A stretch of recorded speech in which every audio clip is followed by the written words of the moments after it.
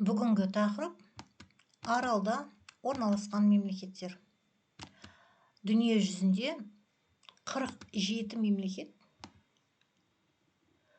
географиялық белгілеріне қарай аралда орналасқан мемлекет болып есептелінеді. Есте сақтаймыз, 47 мемлекет.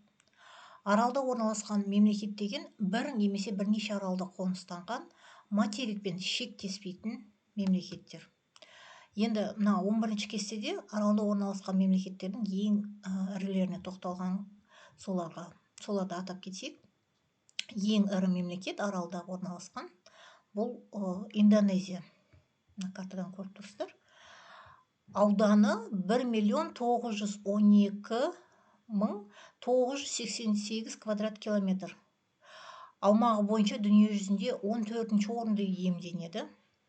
Қысқаша сипаттама жасайтын болсақ, Зонд архипелагының аралдарында орналасқан дүние жүзіндегі ең ірі мемлекет.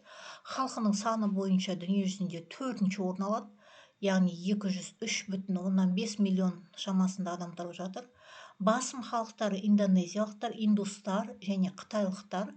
Экзотикалық аралдарының фауна және флорасының ерекшелігімен туристердің арасында үлкен сұранысқа ие. Ең тартымды аралдары Ява, Калимантан, Суматра және Жаңа Гвинея. Келесі аралда орналасқан ең ірі мемлекеттердің бірі бұл Ұлыбритания.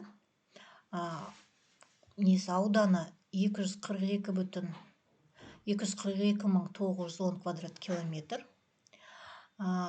Мемлекетті ең үлкен арал атауымен Ұлыбритания деп атаса, негізгі тарихи атауымен Англия деп те атайды. Экономикасы жоғары дамыған, алғашқы дүниежүзілік өнеркәсіптік елдердің бірі.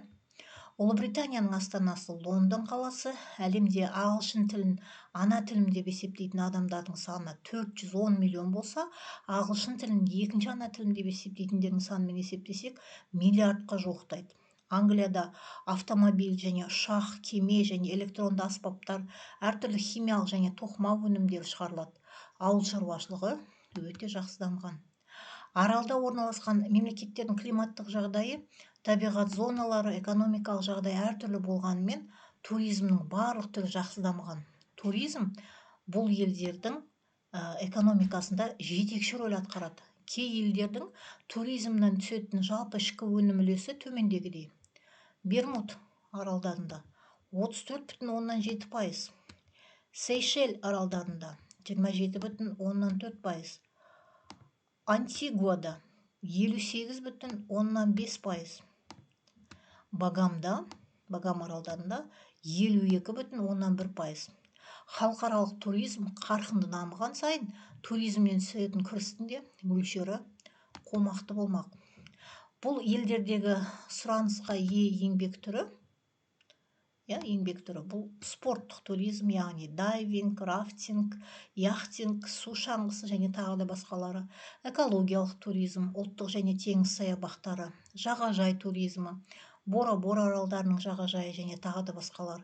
Мәдени танымдық туризм, яғни ұлттық салт дәстүрлер және ұлттық тағамдар, және емдік сауықтыру туризмі, Таити аралдарының емдік сулары және тағы да басқалары. Видеоға лайк басып, каналыма жазылуды ұмытпаңыздар. ОБТ-ға дайындық курсына жазылу үшін төмендегі описанияға өтсеңіздер болады.